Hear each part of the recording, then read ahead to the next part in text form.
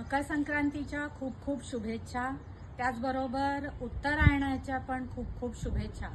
बघा ना, आता उत्तरायणाच्या पण शुभेच्छा द्याव्या लागतात. पण खरं तुम्हाला महत्त्व माहिती आहे का याचं? उत्तरायण म्हणजे भरपूर सूर्यप्रकाश मिळणार आहे. त्यामुळे तुमच्या लहान मुलांना खरं तर विटामिन डी मिळण्याचा हा अतिशय चांगला सीझन आहे.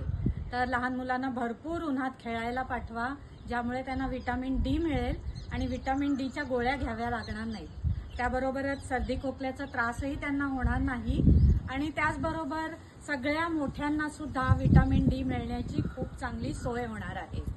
विटामिन डी नुसतं मिळावं म्हणून उत्तरायण येत नाही, तर याबरोबर आपल्या शरीरावर चांगले संस्कार त्या सूर्याचे व्हावे आणि इम्युनिटी चांगली राहावी म्हणून सुद्धा उत्तरायण आपल्या शरीराच्या आरोग्यासाठी खूप चांगलं आहे.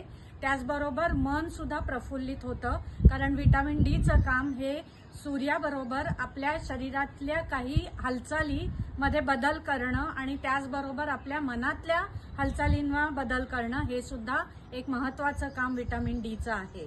त्यामुळे तुम्ही विटामिन डीचा वापर नक्की करून घ्या. आणि हो, सूर्य वाढलाय, ऊन वाढलंय म्हणून लगेच थंड खायला सुरू करू नका. डिसेंबरमध्ये जे काही आपण थंड वातावरणात फिरत होतो की नाही, त्यामुळे आपल्या शरीरातला कफ वाढलेला आहे आणि तो चिकट कफ आहे. तर या येणाऱ्या वसंत ऋतूमध्ये तो कफ वितळला की आपल्याला पुन्हा एकदा सर्दी खोकल्याचे त्रास सुरू होऊ शकतात.